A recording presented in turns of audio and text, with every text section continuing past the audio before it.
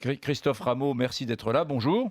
Bonjour. Bon, comment vous voteriez sur le brunémétrie aujourd'hui quand je dis que l'État est irresponsable parce qu'on continue à embaucher dans le contexte... C'est vous qui êtes irresponsable, monsieur Brunet, totalement irresponsable. Je préfère avoir des enseignants, des infirmières, et on manque aujourd'hui d'enseignants, d'infirmières, de pompiers et de policiers, plutôt que d'avoir des hauts cadres très bien payés dans la finance ou dans les firmes multinationales, parce que cela, ils ne vous dérangent jamais.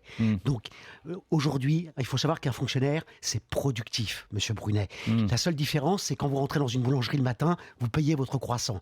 Eh bien, quand vous marchez sur un trottoir, quand vos enfants rentrent à l'école, ils sortent pas leur carte bleue, mais il faut le payer, on paye par l'impôt. Donc, votre irresponsabilité, ça consiste à ne pas comprendre qu'un fonctionnaire, la fonction publique, c'est plus juste, ça réduit les inégalités et c'est moins coûteux que le privé. Parce que la grosse différence entre le privé et le public, c'est que les hauts cadres, dans le public, sont payés, les cadres en général, sont payés 1 000 € en moins en moyenne que des cadres dans le privé. C'est ça qui coûte cher, donc en moyenne. Et dans le public, monsieur Brunet, ça vous a échappé, semble-t-il, on n'a pas d'actionnaires à rémunérer.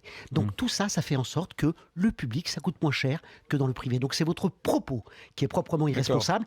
Vous pouvez me dire aujourd'hui si on a trop d'enseignants, notamment dans le primaire, alors qu'on est en dessous de la moyenne de l'OCDE. Vu ce qui s'est passé, les attentats, vous trouvez, si dans le primaire, monsieur, on est largement en dessous.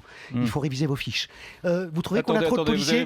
Vous allez vous calmer, vous ne m'agressez pas, j'ai également des arguments à faire valoir. Vous donnez un ton à votre émission. Non, pas du tout. Eh bien, j'y réponds. Eh bien, vous n'écoutez pas mon émission, parce qu'elle est bonne enfant, et on débat... Bien sûr, ça se voit sur les fonctionnaires, sur les petits, sur les smicards, elle n'est pas bonne enfant. Elle est très bonne enfant avec la finance, monsieur.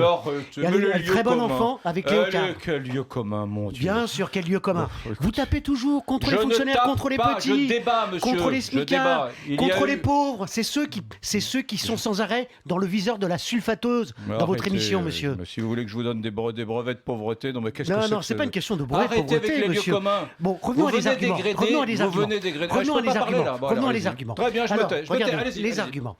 Les arguments, il y a des pays... Vos arguments sont faux, déjà. La part de l'emploi public, la part de l'emploi public, la part de l'emploi public... laissez-moi parler. Non, mais vous me dites, la part de l'emploi public en France, dans l'emploi total, c'est 20%. Il faut savoir que le Royaume-Uni est au-dessus de nous. Il faut savoir que le Danemark est largement au-dessus de nous.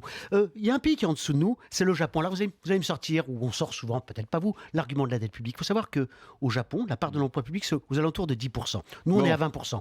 La dette publique au Japon, c'est 250%. Au Danemark, en Suède, où la part de l'emploi public est plus élevée qu'en France, eh bien, la dette publique est largement inférieure à celle de la moyenne de l'Union européenne. Donc, il n'y a pas de lien entre l'emploi public et la dette publique.